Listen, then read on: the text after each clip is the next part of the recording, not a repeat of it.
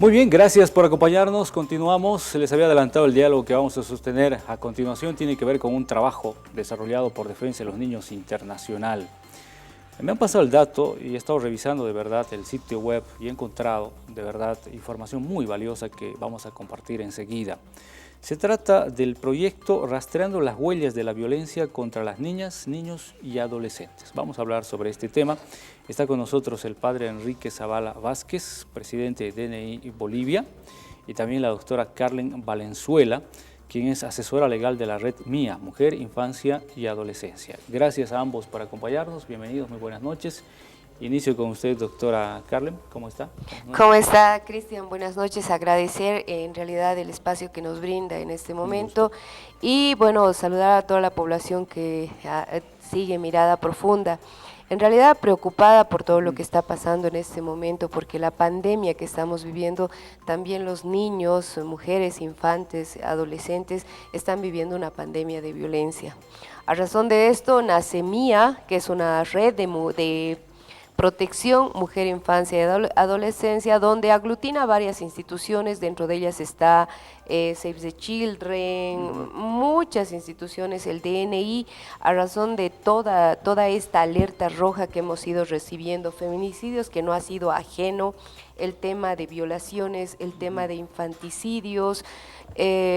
Nos ha preocupado las cifras. A razón de esto arranca el trabajo juntamente con el padre Enrique y lo que es el DNI, para ver e identificar cuáles son los sectores más vulnerables, cuáles son las cifras, que es lo que más nos alarma en este momento, porque en realidad nos tiene que llamar la atención todo lo que se va a exponer en este momento, y el padre nos va a explicar aquellas cifras que realmente nos llama la atención y ha movido a que la red MIA, juntamente con el DNI, haga esta encuesta o estas estadísticas que realmente, como dices, Cristian, van a resultar hasta cuentos de terror para toda la población. Es triste, pero es real y le agradezco muchísimo, ¿no? Porque nos ha dado de verdad un contexto muy adecuado para ir haciendo una lectura correcta de los cuadros que ya vamos a compartir enseguida. Yo le escuchaba, doctora Valenzuela, y recordaba la cobertura periodística que hemos hecho durante meses, ¿no? Hemos hablado muchísimo de los efectos de la pandemia en términos de COVID-19, pero ¿qué hay de las otras pandemias instaladas ya hace años en el país, cuyas cifras, cuyos datos son tan duros, pero que en algún momento no los lecturamos adecuadamente y casi los hemos naturalizado, lo cual no está bien en lo absoluto. Padre, qué gusto saludarle nuevamente, de algún tiempo, ¿no? Efectivamente, estuvimos aquí justo pasadito mayo y a propósito de un pronunciamiento que sacamos como red, porque ya las cifras estaban disparando: feminicidio, infanticidio, casos de violencia, y a partir de eso conformamos esta red MIA, ¿no? Varias instituciones preocupadas para pensar qué se puede hacer, ¿no? Obviamente no tenemos la solución. Lo que sí te puedo compartir esta noche es que hay dos publicaciones, acaban de sacar Fundación UNIR, sobre situaciones de violencia, ¿no? Y dice, cuando habla de la niñez, dice, lamentablemente en el contexto boliviano, la violencia se ha hecho algo natural, ¿no? Y el año pasado también, con la red de UNIR, sacamos una investigación y al final una de las conclusiones también es muy dramático, dice, ¿no?, el autor. Resulta que el país no va a cambiar con decretos, con leyes. El país cambia cuando la gente hace cultura de estos derechos, de estas normas. Entonces, más allá de 14 o 20 años, hay buenas leyes en el país. Ley de la mujer, el Código del Niño, dicen que es uno de los mejores, ¿no? Y sin embargo, muy poco ha calado en nuestra convivencia, en nuestra cotidianidad.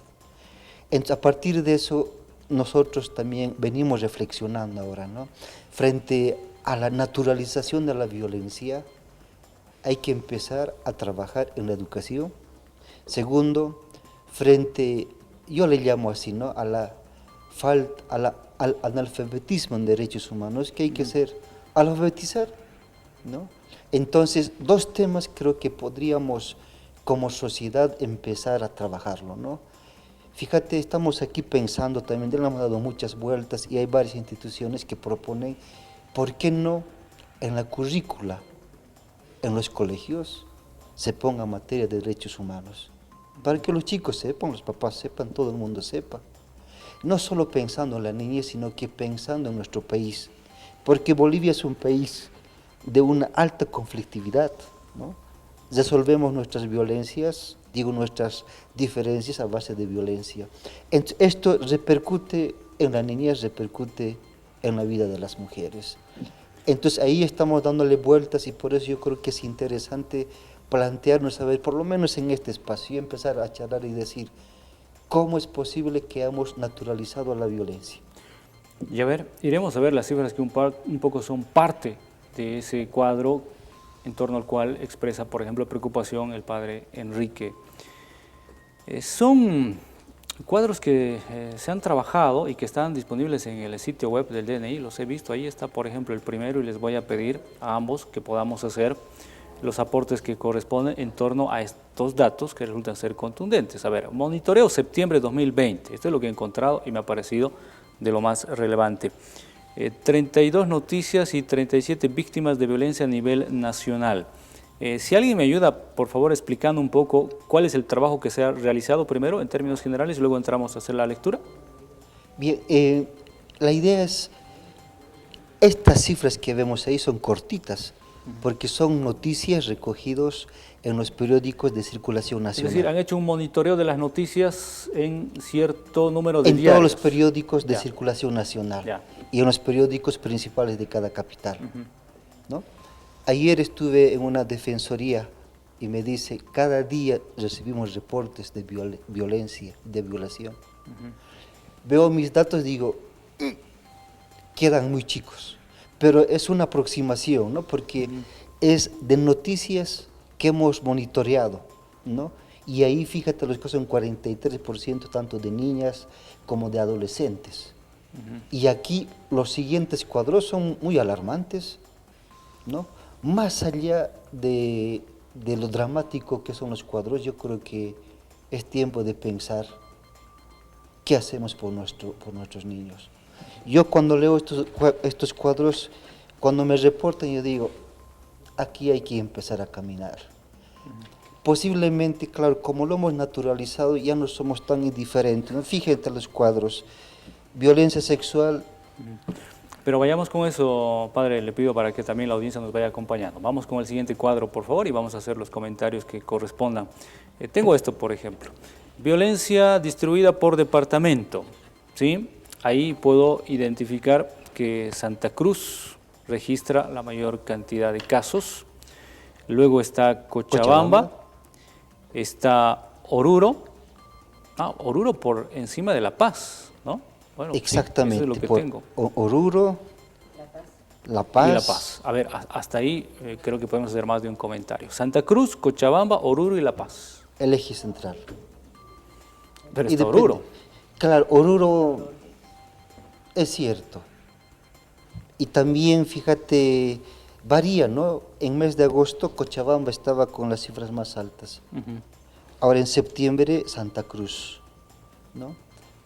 Puede ser por la población también, ¿no? Pero tampoco no es justificativo. El hecho es que en el eje central, inclusive jalando Oruro, es en este donde hay más circulación, donde se ejercen violencia, ¿no? Es que un razonamiento muy simple podría ser la densidad poblacional.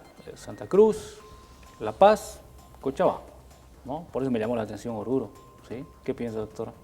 La verdad es que, Cristian, sorprendidos nosotros con estas cifras que se han recogido a través de los monitoreos que se ha hecho, como llama el programa, se llama Rastreando las huellas de la violencia. Me imagino en este momento que Santa Cruz, como decías tú, advierte el tema de la densidad de población, pero obviamente no nos es más extraño que Cochabamba esté como segundo lugar en este tema de violencia. me llama mucho la atención cuando el lugar más seguro tendría que ser el hogar y los lugares donde más, si decimos que los niños están más desprotegidos, justamente es el hogar, porque son o parientes cercanos, y la verdad es que quiero que me atienda la población, o son los propios padres y padrastros que están ejerciendo violencia. Qué triste eso, ¿no? Es triste. ¿Dónde uno tendría que sentirse más seguro? Tendría que sentirse, si no, en su casa, en su hogar, por decir algo. Pero entiendo que tengo una cifra en ese sentido. Si me ayudan en cabina, por favor. Creo que hay un cuadro, ¿no? Que hay un elaborado. cuadro de familia, hay un cuadro sobre quiénes ejercen ¿Dónde violencia. se produce la violencia, por decir Hay algo? un cuadro. Sí. A ver si por favor podemos poner justamente ese cuadro en control central. Les agradecería. A ver. Tipo de violencia. Bueno, vamos con eso. Tipo de violencia. ¿Qué podríamos decir sobre estos 69% datos? de violación sexual. 69%. Casi 70%. Sí. 25.0% de violencia física. Pero lo más alarmante es la violencia sexual, ¿no es cierto? O sea, 69. estamos hablando de más del 100%, o sea, dentro del 50%, 69.4%. Y lo más lamentable, nuevamente, a mí me llama mucho la atención, Cristian, que lo más lamentable es que sufren violencia sexual tanto niños y niñas. O sea, como tú dices, lamentablemente ni el hogar en este momento se ha vuelto el lugar más seguro. No me quiero imaginar cómo los niños han estado encerrados dentro de esta pandemia, y la verdad es que para mí son nuestros héroes pequeños. Cuando deberían hacerlo sentir, ellos han acatado la pandemia de tal manera que han guardado silencio, han esperado, pero han sufrido violencia física, violencia sexual. Son aterradoras realmente las cifras, y más aterrador, Cristian, para mí es el poco presupuesto que destinamos en este momento a lo que es niñez y adolescencia. Y eso quiero enfatizar porque hace años que yo vengo escuchando ese diagnóstico y ese reclamo. Por favor, yo creo que las autoridades que tienen la posibilidad, la obligación y la responsabilidad de hacer algo distinto, háganlo ya, de veras les digo, porque desde que yo tengo registro en este trabajo periodístico que hago, las mujeres activistas, los activistas por los derechos de los niños y adolescentes vienen reclamando esto, creo que desde siempre. ¿Me ayuda con el dato, padre? ¿Hace cuánto tiempo tenemos este problema de escaso presupuesto? Es el problema más importante, pero no hay la Defensoría se creó, desde que el SLIM existe. O sea, que no han cumplido su rol. No. Cumplen en lo que pueden, padre, obviamente cumplen, Cristian, pero estamos hablando que están destinados un presupuesto del 0.33%. Al margen, tampoco vamos a desconocer que los SLIMs en general, Defensoría de la Niñez y el SLIM, cuentan solamente con consultores. Peor, en este momento los consultores están con un contrato de 120 días y un contrato mayor es solamente de 1 año, ¿no es cierto? Entonces, ¿de qué seguridad jurídica estamos hablando? Sin contar que tenemos menos del 1% destinado para el tema justicia. Bueno, contundente, ¿no? De verdad que la cifra nos ayuda, ¿no? Nos ayuda. Fíjate, otro dato, ayer recogí y me dice, ya llevo 10 años trabajando como consultor. 10 años. Claro. Y en Oruro, hace 2 años, en una defensoría me dice... Ahora, yo le cuento algo, padre, sobre la misma lógica. Hasta podría ser positivo eso. Entiendo lo que usted me quiere decir, pero le digo, hasta podría ser positivo. Porque, por ejemplo, a nosotros, ¿qué nos pasa? Estamos haciendo seguimiento de un caso. En febrero conversamos con un funcionario o funcionaria. Estamos haciendo seguimiento al caso, pero resulta que en marzo es otra funcionaria y probablemente no conoce el caso.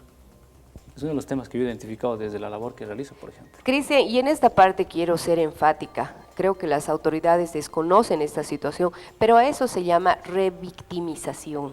Porque lamentablemente el consultor, el psicólogo, en este caso el equipo multidisciplinario, estamos hablando de un psicólogo, una trabajadora social y un abogado. Ese es el equipo multidisciplinario que tiene una defensoría o un SLIM. Pero obviamente con los cambios, la persona que vaya a ingresar nuevamente tiene que conocer el caso, y para esto va a tener que entrevistar nuevamente a la madre, nuevamente al niño, y esto se llama revictimización. Ahora estamos alarmados, en realidad hemos tenido una reunión de emergencia en lo que se llama la red Red Mía, juntamente el DNI, que muy cordialmente nos presta los espacios, está Mujeres de Fuego, están, ya te digo, hogares de niños, muchas instituciones. Nos encontramos que con el cambio del nuevo alcalde sale la directora del SLIM, sale la directora de la Defensoría de la Niñez, y esperemos cuántos consultores más vayan a salir. Sí, otra vez, diría yo. Otra vez.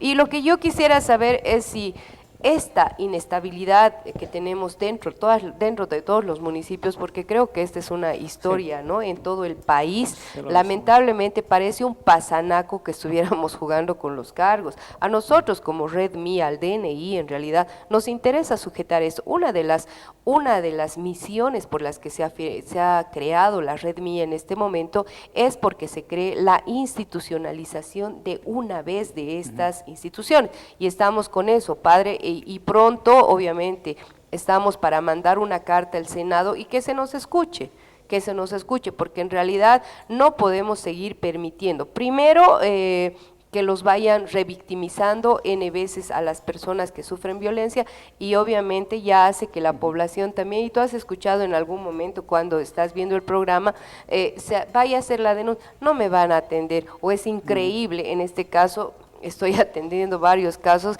que las mismas consultoras, porque no conocen el caso, renuncie señora, desista del caso. Señora, si usted me escucha, no desista. La violencia no se tranza, la violencia no se concilia, la violencia tiene un fin y el Estado debe castigar la violencia.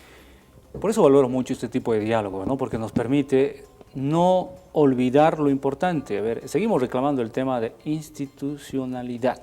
Qué débiles somos en ese sentido. Pero bueno, solo por tema de tiempo. Voluntad política. Voluntad política. Además, yo aquí así me quejo, no solamente con el Ejecutivo, el Consejo. Claro, y yo me acuerdo que usted ya me habló y me explicó a detalle ese tema la pasada oportunidad que conversamos, ¿no? Y ahora con más fuerza venimos. No ha cambiado mucho. Es que mira, nuestro alcalde aquella vez el alcalde estaba volviendo y sacó, pero así enseguida a la gente de Tellería, y ahora me dice, nos están sacando ahora. Bueno. Más allá, a ver, nos estamos jugando lo más lindo de este país, ¿no? Las guaguas y las mujeres. Totalmente de acuerdo, ¿no? Entonces yo creo que yo apelo a la conciencia de la ciudadanía que somos nosotros, al Consejo, a los líderes. Yo creo que hay que empezar a tomarlo en serio y que en el presupuesto del año siguiente hay que meter esto y hay que luchar por la institucionalidad. Mira, posiblemente no sea la solución, pero en algo va a mitigar. Por lo menos nosotros creemos, a ver, yo creo que el personal que está en la Defensoría tiene mucha calidad humana, son comprometidos, pero me dicen, si no tengo estabilidad, estoy cada año, ¿será? ¿No será? A un profesional que quiere desarrollar su misión, le tienes que dar estabilidad. No, sí, es totalmente entendible, ¿no? A ver, voy a encargar la recta final de la entrevista compartiendo diferentes cuadros, pero al mismo tiempo yo quiero hacer la invitación para que usted vea justamente estos datos a detalle porque están en la página web del DNI. Entonces ahí, por ejemplo, estamos viendo el tema de tipo de violencia extrema. Vamos a seguir, por favor, con los cuadros porque ya no tenemos básicamente tiempo. Violencia en niñas y niños. Sigamos, por favor. Violencia este dato llama la atención. Casi, fíjate, en adolescentes, muchachas, es el 93%. Es el grupo más vulnerable. En adolescentes. En adolescentes. Es la mujer, las muchachas. Yo creo que estamos hablando de lo que se visibiliza a partir del trabajo de la prensa. De la prensa. Hay muchos casos que seguramente no están visibilizados, ¿no? No, estos son los casos emblemáticos que ya no se puede tapar por ningún medio, ¿no? Claro. Entonces, estos datos hay que pensarlo. Ojalá las autoridades empiecen a ver estos datos y la población en general. Yo creo que estos datos no pueden ser naturales. Sí, bueno, finalmente estos, por la metodología, bueno, son públicos, ¿no? Están en la escena pública. A mí, de verdad, por las conversaciones que he tenido con gente que trabaja en el mismo ámbito que ustedes, me preocupa más lo que no se visibiliza, que creo que ese es un problema muchísimo mayor, ¿no? Exactamente. Bueno, yo les agradezco mucho, comprenderán que el tiempo en la televisión siempre es breve, pero creo que sirve muchísimo este diálogo que hemos tenido y les reitero, por favor, yo he encontrado datos muy interesantes en la página web, visite la página web y no será el último diálogo que hemos tenido, es el segundo, padre. Vamos a seguir con esta serie. Y nos de tendrás diálogos aquí, siempre que nos des la oportunidad de No, visitar. siempre es un gusto, pues. Y doctora, lo propio, primera vez en el programa, pero seguramente vendrán otros diálogos también. Agradecida, Cristian, por el espacio y en realidad a la teleaudiencia de Univalle Televisión, y obviamente vamos a estar firmes. Ya te digo nuevamente, la creación de Red Mía, una de las principales metas es la institucionalización. Creo que algo que nos caracteriza como profesionales y un lema que hemos hecho es insistir, persistir y no desistir, ¿no es cierto? Entonces creemos que se puede conseguir, y aprovecho tu programa rápido nada más, que esperamos conseguir que se pueda conseguir más del 33% para lo que es niñez y adolescencia, y en el tema justicia, buscar juzgados especializados que sea más allá del 1%, porque no tenemos más que el 0.33% dedicado para justicia. Necesitamos valorar, cuidar aquello que es importante para el país, la niñez y su educación y su protección. Muchas gracias, ha sido un gusto.